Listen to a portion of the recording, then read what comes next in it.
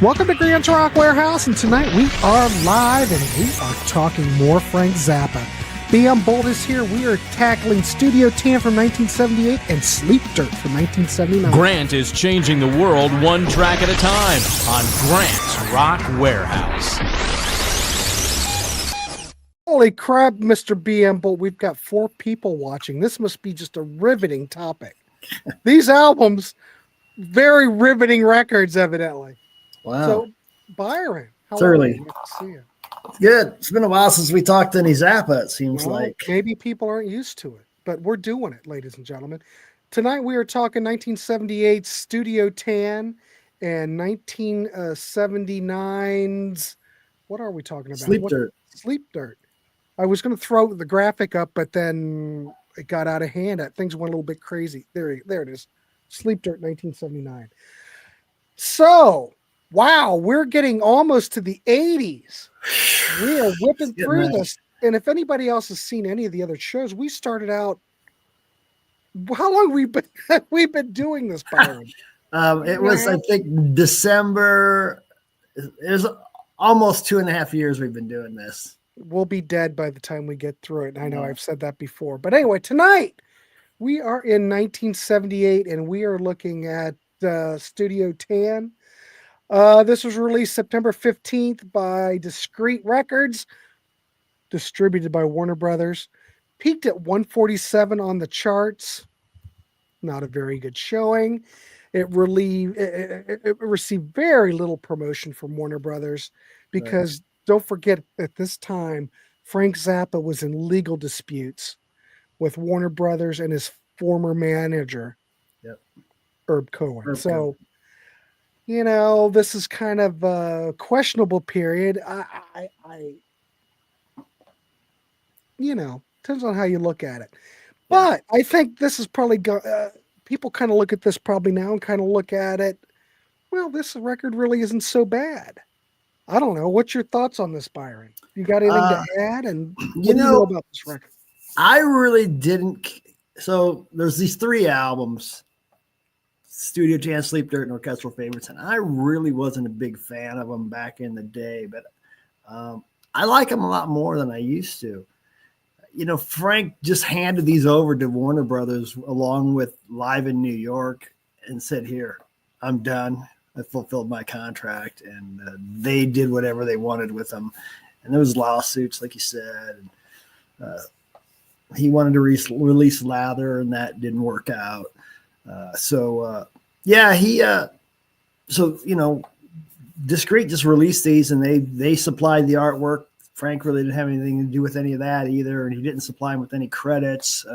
So the originals, there weren't any credits on there, but there are on the more recent CDs and stuff. But so this was recorded December of 74 till around the summer of 76. Apparently parts of the song Let Me Take You to the Beach some of it was recorded the summer of 69, which is kind of surprising because it doesn't sound like it came from when you do say that, and when you look at it, I'm looking at it, this is just something he just kind of threw together and finished it. It's a contractual record. Yeah. Frank was probably pissed. Well, I've got plenty of stuff. I'll throw this together. I don't know. That's kind of the way I hear it.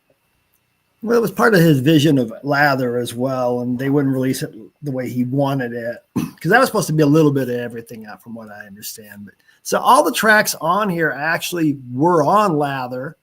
All the CDs up until the 2001 had a remixed Gregory Peccary on it, and the 2012 CD is the same as the original vinyl.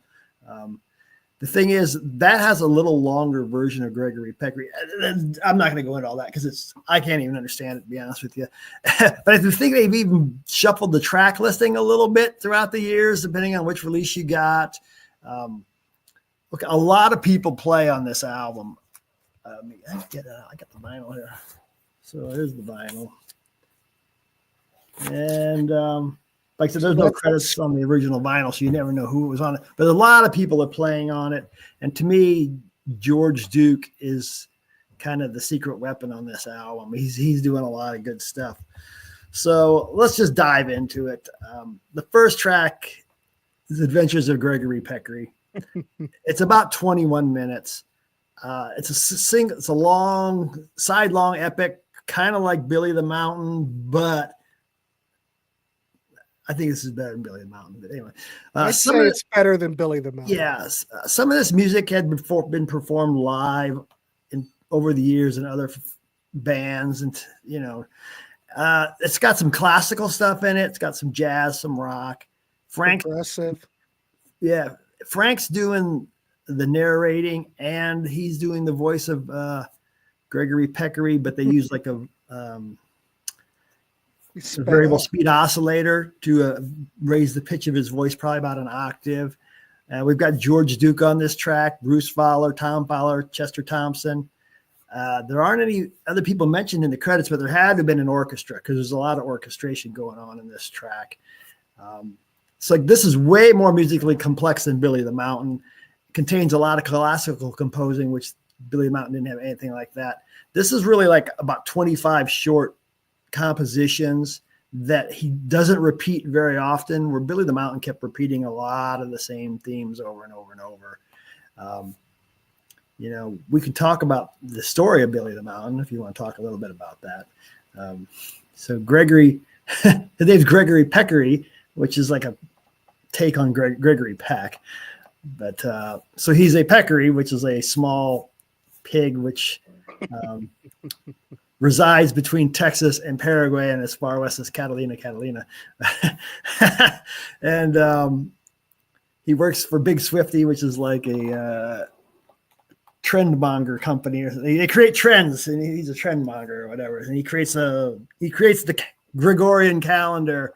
Apparently, they didn't have one at this time, and people get mad because not everybody knows how old they are, and they get mad at him. And all these hippies are chasing him around in his car, and he gets away in like a forest somewhere. And then Billy the Mountain is right there in the forest. So Billy the Mountain makes an appearance, and the story kind of goes on for a while. But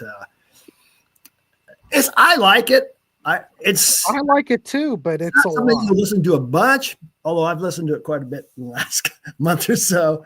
There's a lot of themes in the music that kind of reappear from prior albums, like the New Brown Clouds theme, which was in Grand Wazoo, the song for Calvin and his Hitchhikers. So go ahead and talk about that song. This is the way I kind of look at it. 21 minutes of it's an awful lot to take, but I'll give you this. You've got jazz rock, you've got prog, you've got, of course, the comedy aspect, which, it's okay. But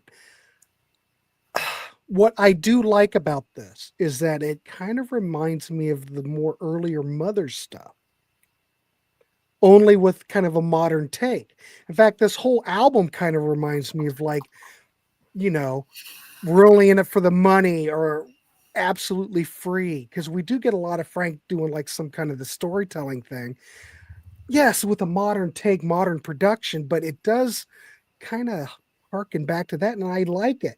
Now, 21 minutes of it's a lot to digest. I'd prefer to have it, 7 minutes long and maybe broken up, or I don't know. I just look at this as just like a collection of things that he threw together for this. But even though Frank did that, threw it all together, give it to Discreet, give it to Warner Brothers, it's still great. So I'm in. I just don't need 21 minutes of it, but I'm not going to condemn it. I think I actually kind of like this record kind of quite a bit. Yeah. So. All right. Well, let's move on to the next track. That was the whole first side right there. Side 2, we start out with Let Me Take You to the Beach, which is only 2 minutes and 44 seconds. You have Davey Moore, I don't know how you pronounce his name. He appeared a little bit on Zoot Allures as well.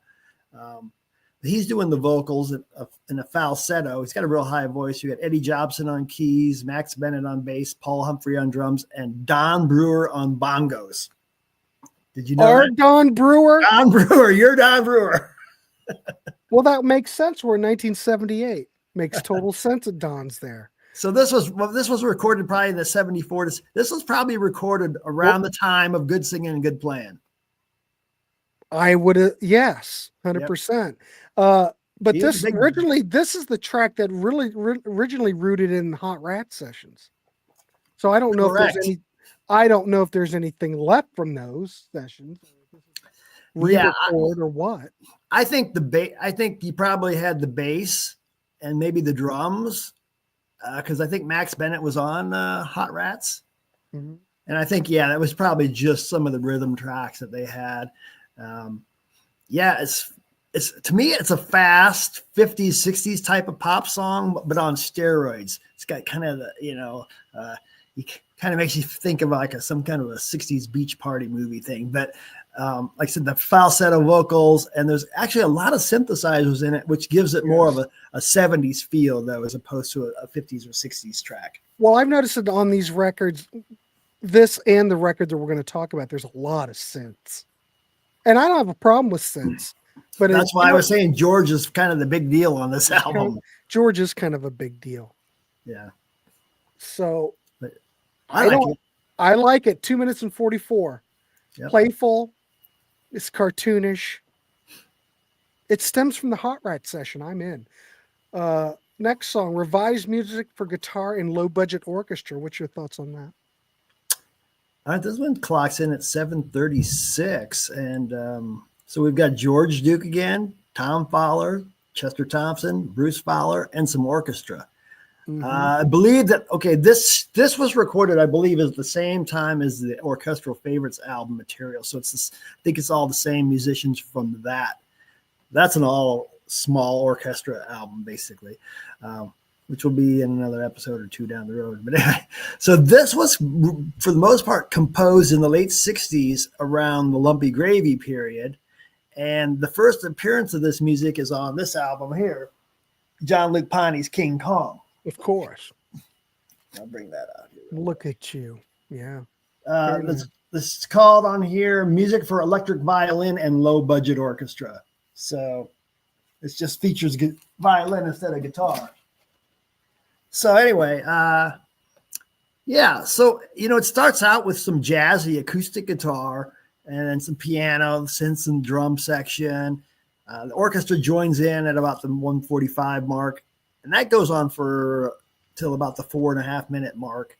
Then it becomes more of a rock track with a lot of trombone action going on. And the last minute and a half or so is more classical music. I'm not going to really go into too much more. I can't really describe this classical stuff. No, but it's a solid track. It's solid. I don't have a problem with it at all. I think Frank would probably like to do more of that type of stuff. So Al says, so is this album leftovers from other records?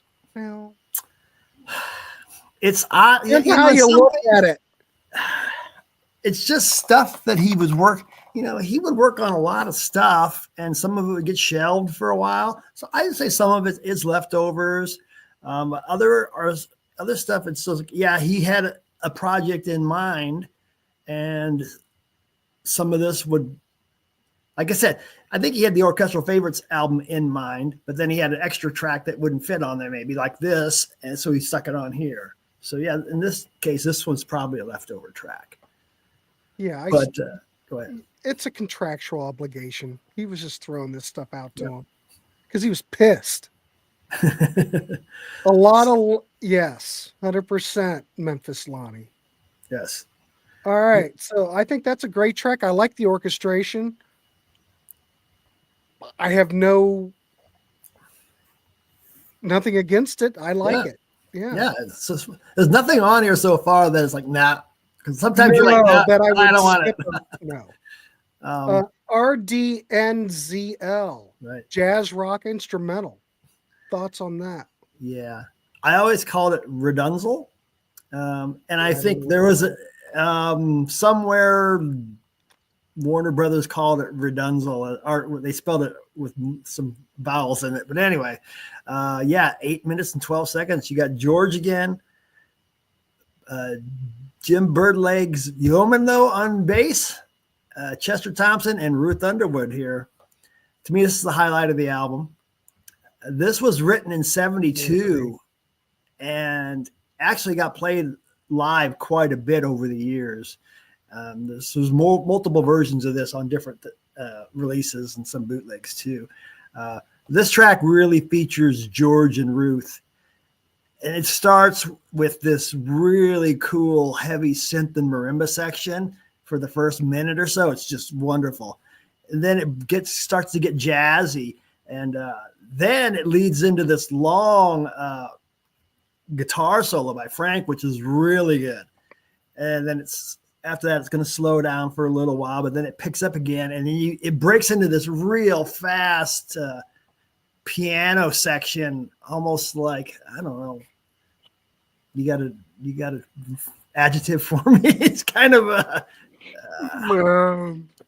I don't know, whatever. It's just real fast piano section, kind of honky tonkish a little bit. Honky tonk, there you go. Yeah.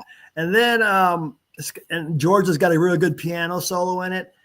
And then the ending again is similar to the intro with the real cool synth and marimba section. I love this song. This is my favorite track on here. It is so good to listen to. It's pretty complex, playing, and the writing is just great, and the musicianship's great on it. It's one of my favorites from these whole 3 albums from this period. I love it. Yeah. Go ahead. Well, I don't have a problem with it. Frank never saw this album as a legitimate album because, Studio 10 was, we were talking about this before. This was originally part of the 4 LP box set of Lather. Zappa submitted this to Warner Brothers in 1977 to fulfill his contract. They had the fallout with Warner Brothers and his manager because he didn't receive any advance or royalties or anything. So Warner Brothers split the material up. So, Goldie Wax was saying it's a contractual obligation. Well, it kind of is because Warner Brothers split all this material up. Zappa in New York, Studio 10, Sleep Dirt, orchestral favorites. And they released them without Frank's input. Now, this just had to burn Frank. Jesus, can you imagine? Yeah, and then they delayed releasing them for a long time, and they didn't pay him right away, and it was just ugly. So he just wanted out. He wanted out. He wanted out of Warner Brothers. So Zappa never considered these releases authorized. These are almost like bootlegs, so to speak. But I don't know. Well, like we just said, Studio 10 didn't have any musician credits. And later, when the CDs got released later, the credits were put on there. They used album artwork that was commissioned by Warner Brothers. Zappa didn't approve it. But I do believe the 91 CD doesn't have the proper artwork that Zappa. No, 91, it had credit. Frank supplied the credits. Okay, that's what it was. Okay. And he went back to this original artist, Gary Panter, I think, and got additional artwork from him to kind of, enhance it a little bit. So, I mean, I don't like what Warner Brothers did, how they split everything up, but you have to admit, Zappa in New York is a pretty damn good record. Yeah. Studio 10's pretty damn good. We haven't looked at Sleep Dirt or orchestral favorites, but at least we have them. At least Warner Brothers put them out. But we're going to talk about Sleep Dirt in a minute. Yeah, we are. So if you were going to rate this out of 10, what would you rate it? A few years ago, I probably would have rated it a little lower. I think I'm going to go with an 8 on it. I like a lot of it, but I don't love it. I don't quite a bit. And I think what killed it, I think if it would have been part of the 4 LP set, the way Frank originally intended it, I think that would have been better. I mean, we'll talk about Lather, but we haven't. Oh, Al said Reprise did a similar thing with the Kinks, the Great Lost Kinks album. Yeah, 100%. But they did, and I don't know. I guess I don't have a problem with this record, but I'd probably give it you're going to give it an 8. I'd probably give it a 7. It's okay, but it is not anywhere near as good as what came before. But I get it. It's just an album they put together. It's like Warner Brothers is going into the lab and just mixing up something and go, here you go. I It's really not. love Redunzel, so that kind of boosts it up for me a little Well, bit. that's fine, but Brian's going to give it a 6. Anybody else? We don't have a lot of people here tonight. I don't think anybody even knows what this record is. Does anybody else in the conversation that knows this record, can you give a rating? Goldie Wax is going 6. Anybody else? The next album won't disappoint. Oh, well, we haven't gotten to me yet. Take Me to the Beach, Don Brewer on bongos. Frank liked Don Brewer from Grand Funk. Oh, yes, he He did. loved Grand Funk, man. He loved Grand Funk. Hell, Todd Rundgren loved Grand Funk. Watch Grant and DC's episode on Good Singing, Good Playing. You guys did that one, right? Yeah, Yeah, that's 100%. what I thought. Yep. Warner's was screwing with Frank during the Lather debacle, so they released what they had. Right. Memphis Lonnie's giving Studio Tan a 7. All right. I Anybody may else? change that to a 7.5, but I'm gonna stick with my 8 for now. You think you're too high? Do what you want. I'll stick with that 8. All right. I can revisit it later. I think that might be it. All right. Well, we'll calculate, and it comes up with a 6.8, and I think I'd be happy with the 6.8. Well, it's a good thing we're doing two albums tonight, because I don't think that this period's that well thought of by the general. Obviously not, because no one's here. But that's all right. It doesn't matter. It's all good. I appreciate everybody who is here and who is tuning in. We're here. All right, let's go. That's right. We'd be here if no one was here wrapping this stuff. So yes, Grant wants to focus on Zappa's catalog. So exactly. All right. So next record, we are going to 1970. Oh, let me get out the graphic, Grant, before we start. All right, 1979, Sleep Dirt, which initially was released as an instrumental. Yes. Now you know what I've been. It's complicated. It's complicated. But in 91, I guess it was 91, right? Is that when Zappa added the vocals and drum overdubs? Or was it in 87? He recorded those vocals in 82 just to have them. Okay. He did his CD catalog. Just explain it, Byron, because it's very confusing. His CD catalog is so jacked up with changing stuff all the time. Okay, let me ask you this. We know it had a Barking Pumpkin release in 91, correct? Am I right? Yeah, 91 and Barking Pumpkin, yeah. But originally in the first issues of CD on Ryko, these weren't released. Am I correct? These I don't think were ever released on Ryko. I think by 91 he was doing stuff, I think, on Barking Pumpkin. Okay, because I've never owned this on CD. I've always just had the. I've got both versions. I've got the version with the vocal. I've got the original CD release on Barking Pumpkin, and then the later release with that went back to just all instrumental. 2012, right? Now, the one I've been listening to is the one with vocals. So yeah, this is the original vinyl. So this is very similar to the 2012 CD.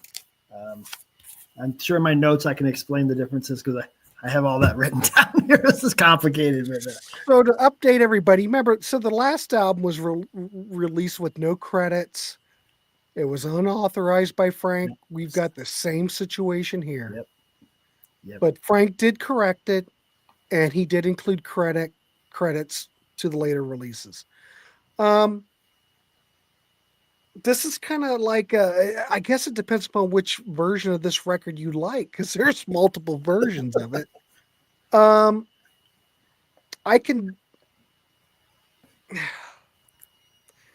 would assume that all the instrumental stuff was for Lather, correct? I mean, was the original intention to have an instrumental, or did Warner Brothers have tracks that weren't finished yet? I'm trying to figure out what the whole idea is with this. Well, let me go into it. Maybe I'll answer your questions when I discuss all this. So, yeah, so this was released in January 19th of 79 on Discreet. Got to number 175 on Billboard. Was recorded December 74 and in 1976. It was originally going to be called Hot Rats 3. I don't know if you knew that. I knew that. Okay.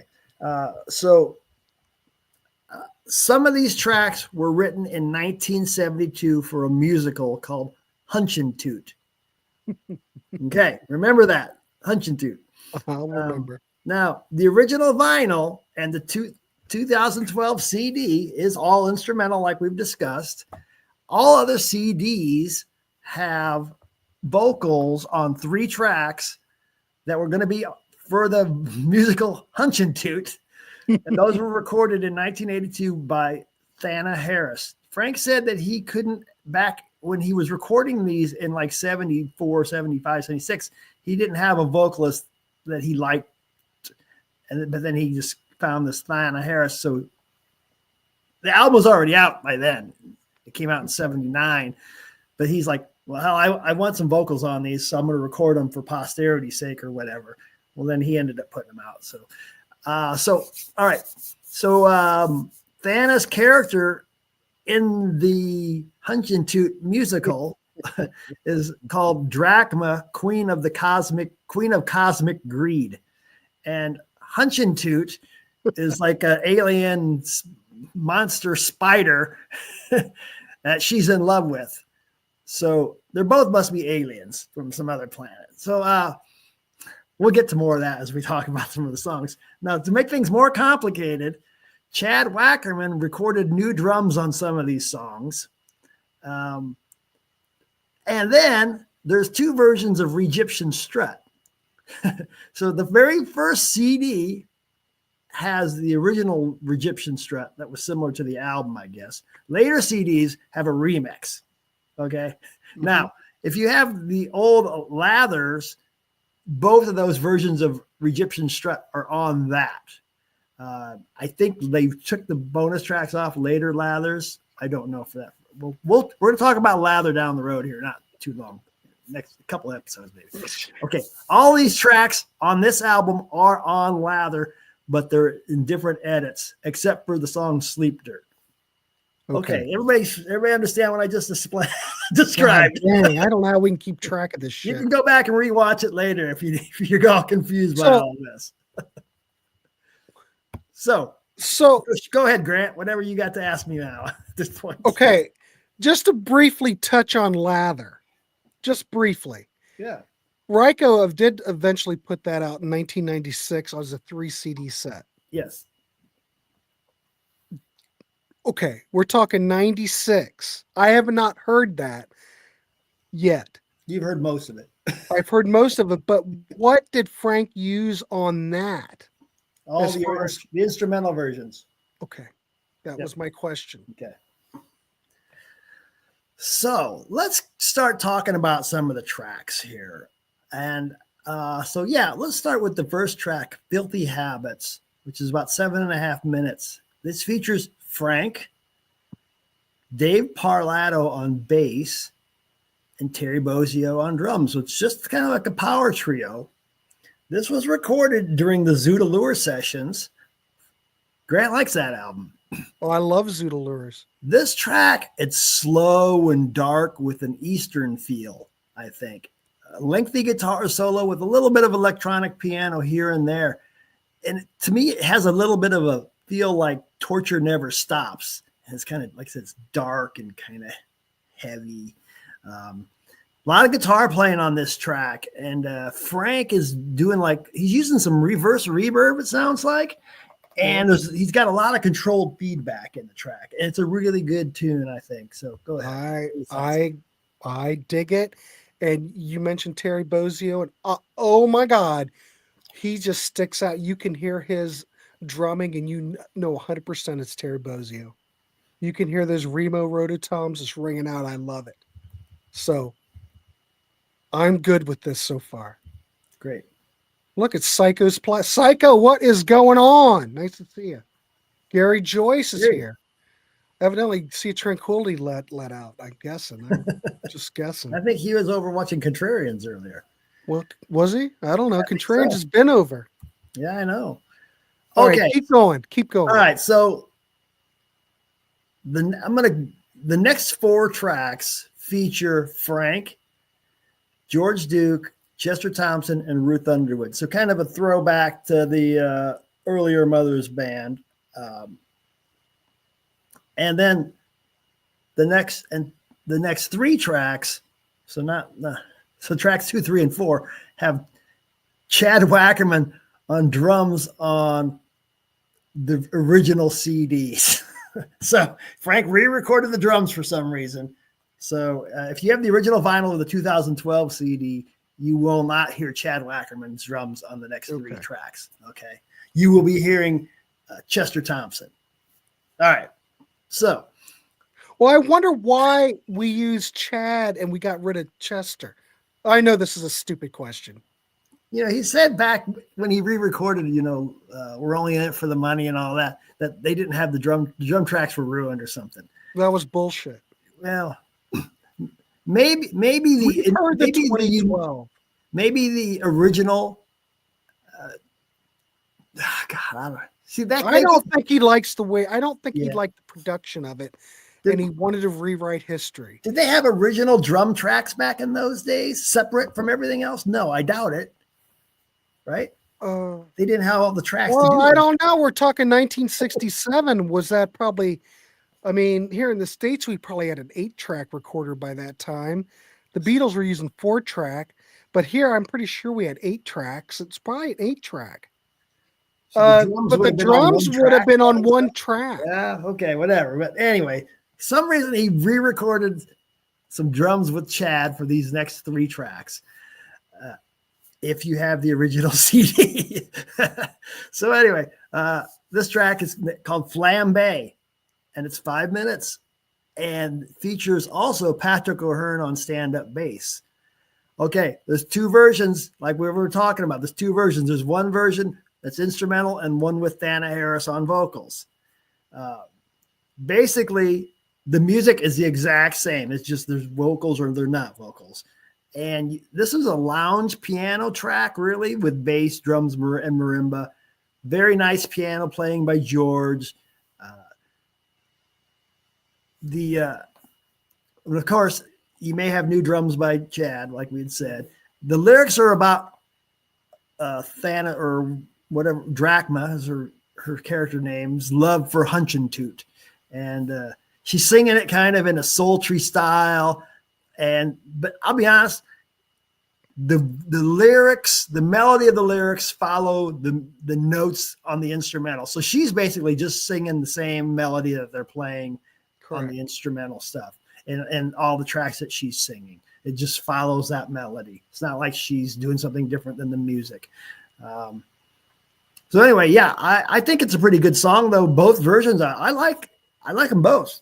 I like the instrumental version. I think the vocals take away from it. She's just following the melody. She has a great voice, but I don't think it adds anything to the track. I'd rather hear it in its pure form without her singing on it. That's just me. I think it takes a lot away from it. I'd rather go with the original mix that eventually came out. I had the album for quite a few years before I ever heard the CD. But I can appreciate them both, really. So, yeah, me. Mm-hmm. It just wears me out. So the next track then is Spider of Destiny, which is 2 minutes and 54 seconds. Once again, we have Patrick O'Hearn, but I think he's on electric bass on this time. And it's a there's a vocal version available. Oh, I know. And actually the vocal version on this one, though, is about 30 seconds shorter than the original. I didn't compare. I think the ending was a little shorter. I think it faded out a little sooner. To me, it has a similar feel to the previous track with her singing, but this one's a little heavier with the electric bass and there's some distorted guitar. And the lyrics on this one are about how Drachma tells Hunchintoot he needs to eat and destroy the Earth people so that they can conquer Earth. Jesus. It's really just a love story, ladies. Yeah, love story about aliens trying to conquer Earth. And it's kind of funny if you listen to the words. Is it? Yeah, a little bit. I'm not digging the vocals. Could you- I swear to God. Now, just imagine if he would have done a whole musical about this. Not feeling it. I don't feel this record at all. I don't want to poo-poo it, But you feel the instrumental version. I feel the instrumental version. Okay. Well, I don't know. We need to give this 2 scores, one for the instrumental. Well, I think we're going to have to, because I don't know how we can, because really, you add the vocals on it, Byron. It's a totally different animal. Good thing it's only 3 tracks, though. Thank God for that. Anyway, go ahead. Yeah. So, track 4 is going to be called Egyptian Strut, which we talked about. There's 2 mixes of this, and it's instrumental. There's no vocal version, but there's 2 mixes, and they're both on the lather, like we had said. If you have you might have the remix if you have the non-2012 CD of this album, but then again, you might not, because there's they kind of the original CD had the original version, and then at some point they slid in the remixed at some point.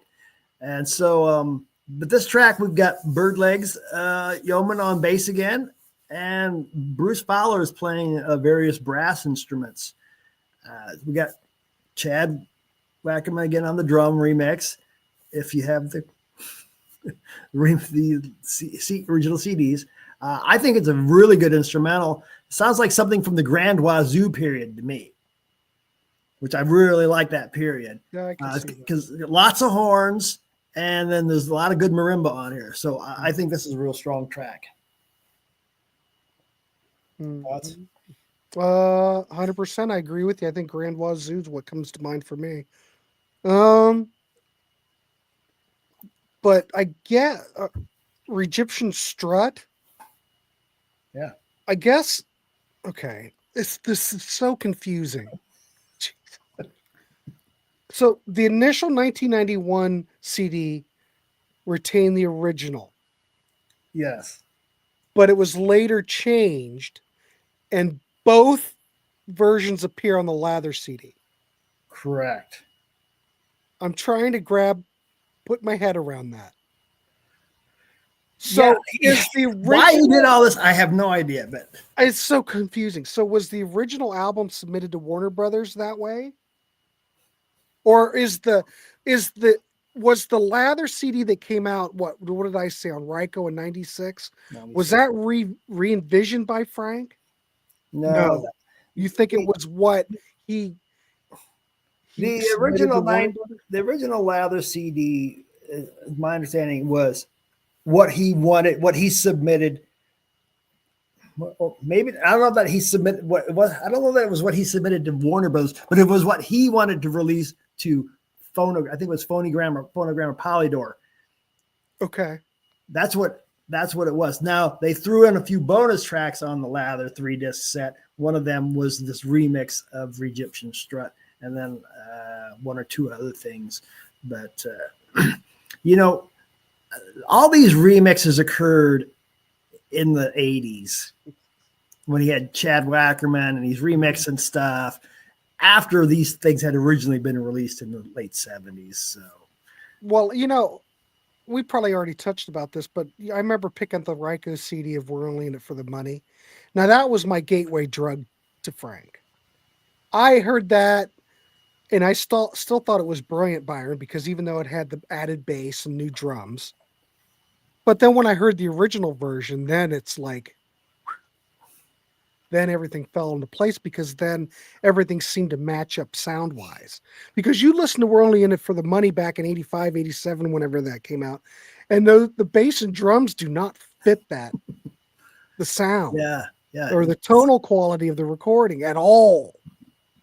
But I didn't know any different either. I knew it was re-recorded, but I didn't know the original. I never heard the originals. You could never find that stuff. Yeah, you couldn't find those. So I'm wondering, when these came out in 91, I mean, I don't know if it was like something new. I don't know how hard these records were to come by back then. Because I forget who mentioned it in the chat that these were straight to the cutout bins. I don't think anybody bought any of this stuff. Yeah. These CDs weren't I can say I've never owned either of these on CD because they're a lot harder to find. I do have orchestral favorites on CD. Do you have Lather on CD? I used to have it, but I purged a lot of my stuff You don't have 20 Lather some years anymore? ago. So no, I don't. Okay.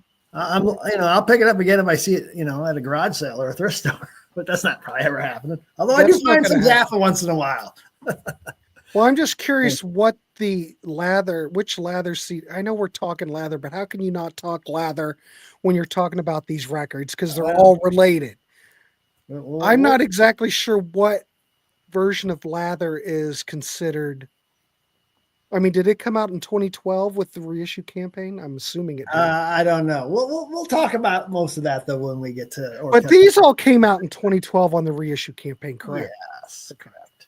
Because I think I have the older ones.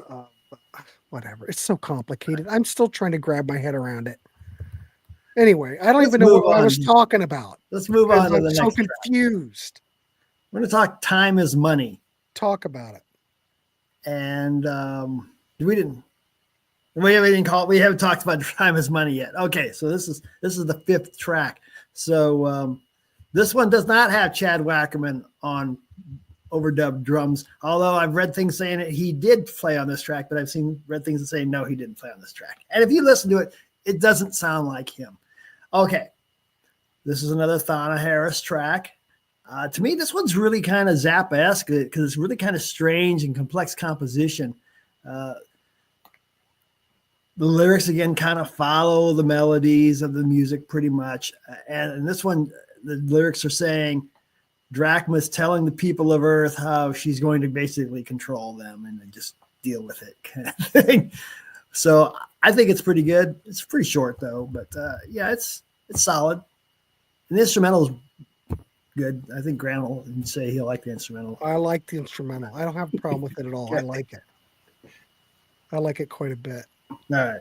Yeah. Yeah. So Lather came out really in its first quote unquote original issue in 1996. Though I'm looking on Discogs and there's a Mercury 4 LP test pressing that was released in 1977. Oh yeah. I think that there is a reissue of Lather on CD with a different I want to say that the original has the cows on it, but I think that the reissue is a different cover, and I could be wrong about that. Oh, and I think it has doesn't have the bonus tracks from what I remember. There are a lot of people on Discogs that want the Lather test pressing from 77. Sure. It looks like they only sold one and it went for $2,200. There you go. Yeah, it's cool. It's got even Zappa's signature on the label. I think. That was probably what they wanted to release on Polydor or Phonogram, whatever it was. Yeah. And I think that's what he played on the radio station live back in the day. He told people to record it because he's like, I don't know if this is ever going to come out. Right. So a lot of bootlegs were based off of that radio recording. Wow, that's amazing that there's a test pressing. I'm sorry, we're going all over the place. Right. Anyway, keep going. Okay, so we're down to the last two tracks on here. Track 6 is called Sleep Dirt, and it's 3 minutes and 20 seconds. So they say this is probably also from the Zoodalure sessions. It's basically just an acoustic guitar duo with Frank and Birdlegs Yeoman. Birdlegs it's just a nice, relaxing track where Birdlegs playing he's doing some arpeggiated chords while Frank solos over it. It's atypical Frank Zappa. It's not like anything you probably really heard from him for the most part. And it sounds really nice. I like it a lot. It's weird because you don't hear Frank playing like this very often. Well, it's brilliant. And so the last track is The Ocean is the Ultimate Solution, and it's 13 minutes and 20 seconds. Young Logan, that's what Young Logan brought up. Okay, so this has got Frank on guitar, Terry Bozzio on drums, and Patrick O'Hearn on bass. What I read was or Patrick had never met Frank before, and he was talking to Terry on the phone, and Terry's like, "Yeah, we're just recording some stuff down at the studio. Why don't you come down and check it out?" And Patrick had just finished some gig, and he had a stand-up bass with him. He says, "Well, he can't leave it in the car because it gets stolen." So he brought it into the studio, and Frank's like, "Hey, do you play that?" And he's like, "Yeah." He goes, "Well, get it out and let's do some recording." So I think that's what this was him and Frank and Terry just kind of going at it. And, I think they did some overdubs too, but so Patrick's playing some stand up on here and some electric bass. It starts out with Frank kind of doing it's kind of a real fast, Frank strumming these fast chord progressions, real clean sounding. And then that goes on for, 3 or 4 minutes with just Frank and the bass and the drums. Then it kind of slows down for a little while. Then it gets into another improvised section like the original part. And then you get into this stand-up bass solo by Patrick, which is really good. And then it ends with like 6 minutes of Frank just soloing like crazy. And he's really rocking out on it. And it reminds me of his solo, the tone and the playing style reminds me of his solo on the Good Singing, Good Playing. What was that track? The one track he played on. I think he might have played on 2, but that one he really rocks out on. Yeah, it's got that same tone and style to it. Good Singing, Good Playing. What's that? You're gonna Out to Get You, I think it was called. I'm looking. Damn it. Gonna drive me crazy. It reminds me of that. Jesus. I'm looking.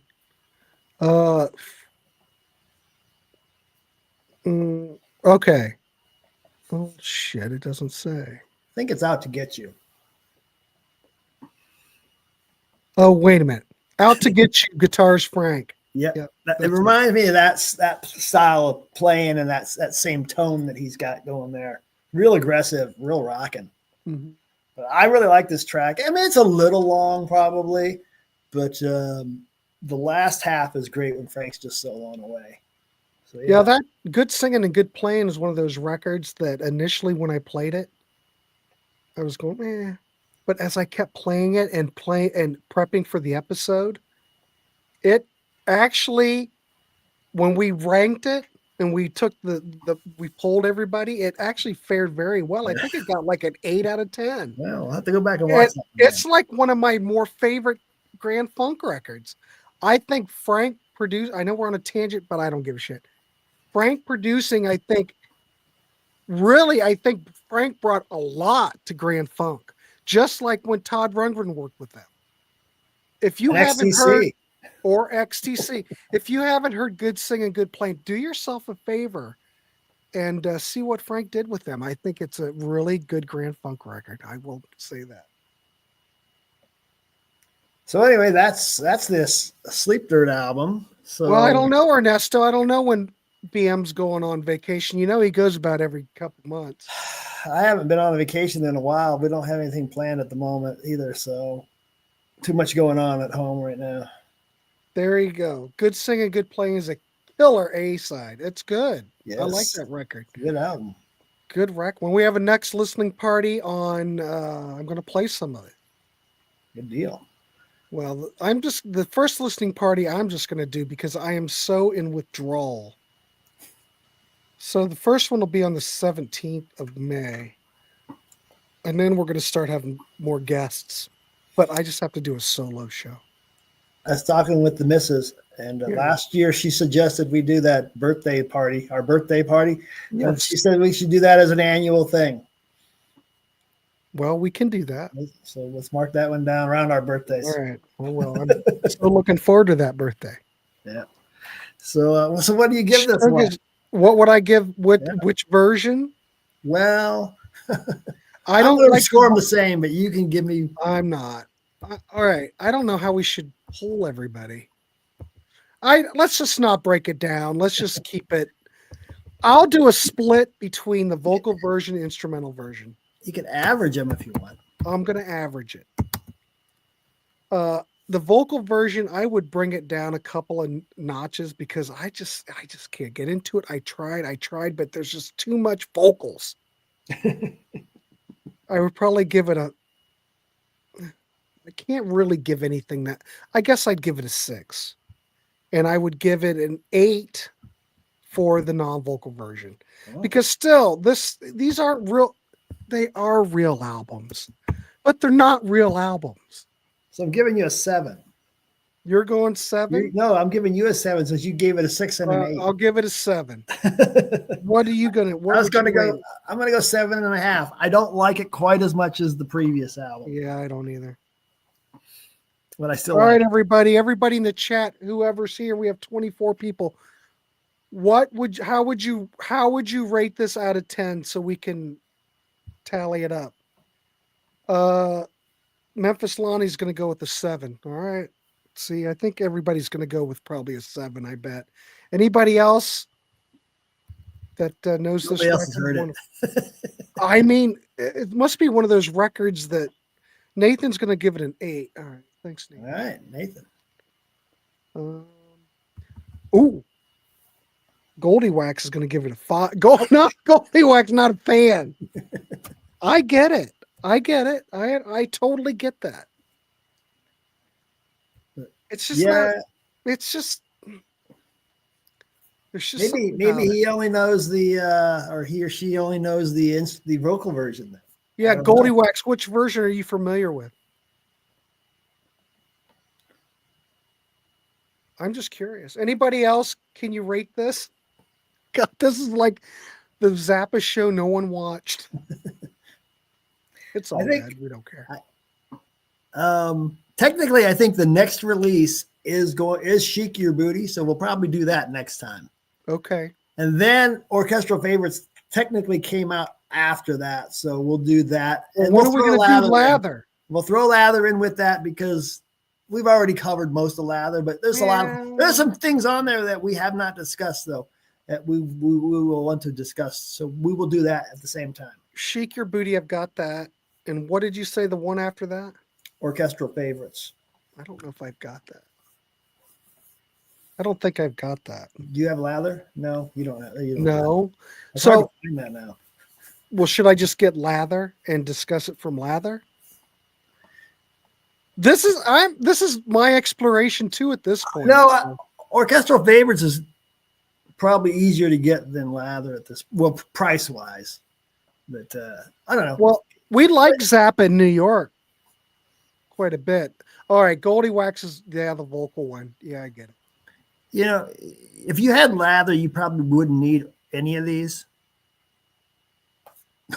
So I'll just get Lather.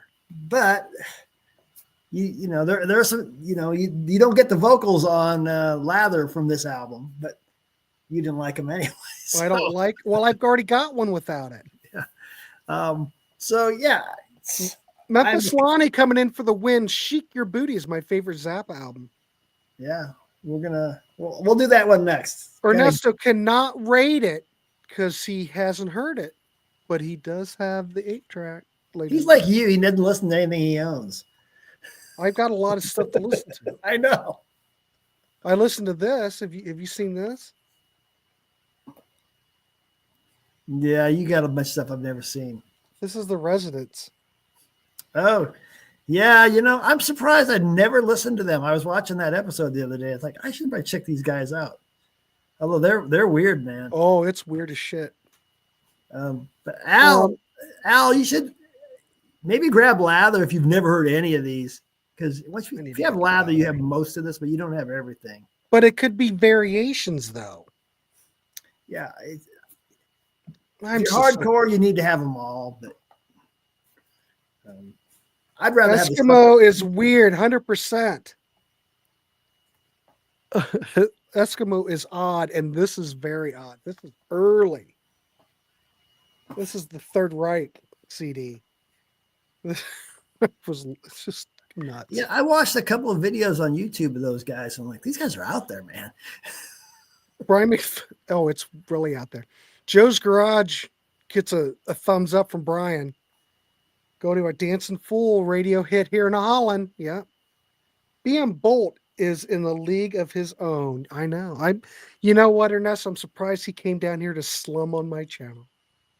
Yeah, after my Sea of Tranquility Of adventure. course, I've had George on here 3 times, Yeah. so guess we're all even. I'm slumming with you guys now. All right, so let's see what we've got. An average score. We're going to tally it up. We're going to go. Shit, we come up with a 6.9. Yeah. It's solid. It's solid, but I only want to listen to the Exit's going to come up with a 7. Well, we'll throw that in. 6.91. 6.9. Yep. All right, everybody. I don't think I have anything more to add. I don't know. No. If you're a completist, get them, but I don't think. Well, I don't think that they're very. You are a completist now, though. You're becoming one. Yeah, I keep adding to it. You should see my stack. Yeah. Yeah. Well, Ernesto says, "Don't get me wrong. I like hearing you guys talk Zappa." Well, thanks, Ernesto. Thanks for the kind words. I appreciate it. And BM Boldt really appreciates it. yeah. That he's a superstar and everything. I'm a big Zappa fan, so I like talking Zappa. And He does. like I said, Shake Your Booty. I think we'll do that next time. I think people really love that album. I like it a lot, and I like kind of my introduction to Zappa. So, I think things start picking up then. Again. Yeah, he gets a little bit of an '80s resurgence after Chic, Joe's Garage. There's some pretty good stuff in there. But SJ Bang. So SJ, you got this? Tale of Two Cities? does he have the original? Two Cities. Does he have the debut on vinyl? I got the debut on CD. A lot of money, man. Oh, I told you that story, right? You got a buddy that has that, you said, right? SJ, listen to this story. I've got a buddy who has a sealed copy of the First Residence album, original pressing from the original batch that he got. I don't think he got it for free, but he bought it at a record store in Boston, or I can't remember where he got it. He got it.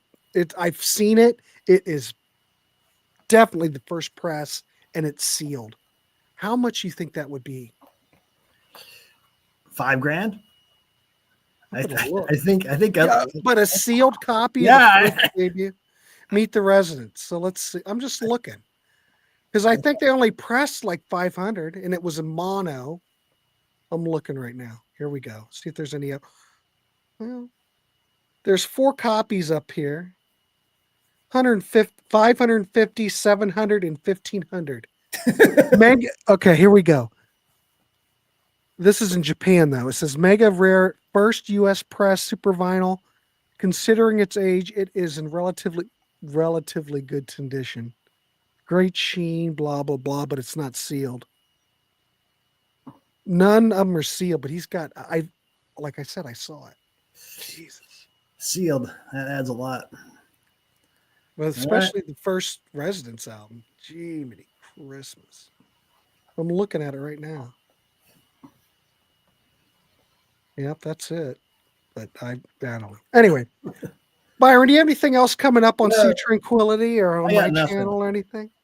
We're doing 1989, I think. Monday at 8 p.m. Tune in to Grant's Rock Warehouse because we will be live. I'm assuming there's a Hudson Valley Squares. There must be. I don't know.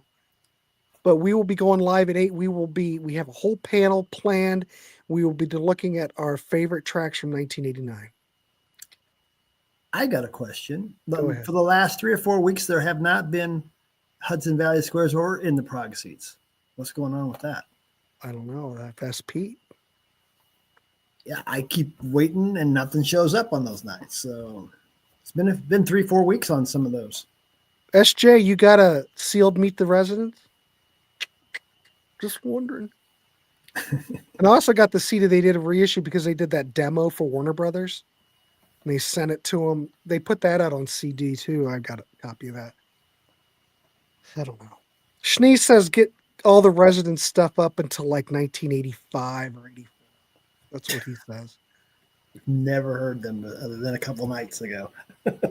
1989, Jane's Addiction they could show up. They could show up. XE Music, they could show up. I don't know. I don't have anything else. We went an hour.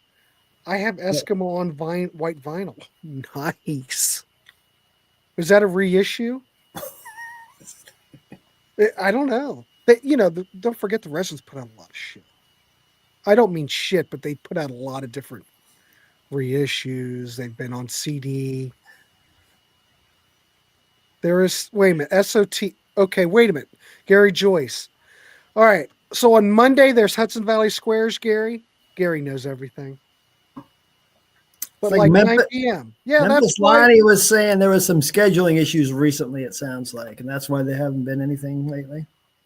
Okay, that's fine. But we have one on Monday. That's why we've been doing our show prior to lead in. So that's what we'll be doing. Okay. It's once a month now. Jeez. Interesting. First Monday and Tuesday of the month. All right. Well, okay. Well, now we know. Anyway, we'll be live Monday, 8 o'clock for 1989. So Mr. B and Boldt will be here. Haven't heard from Ernesto. I don't know if he's doing it or not. We don't see Ernesto very often, but I do know Johnny Metal will be on board. DC should be there. DC will be there. John the Music Nut will be on there. The usual panel. Yvonne will be there.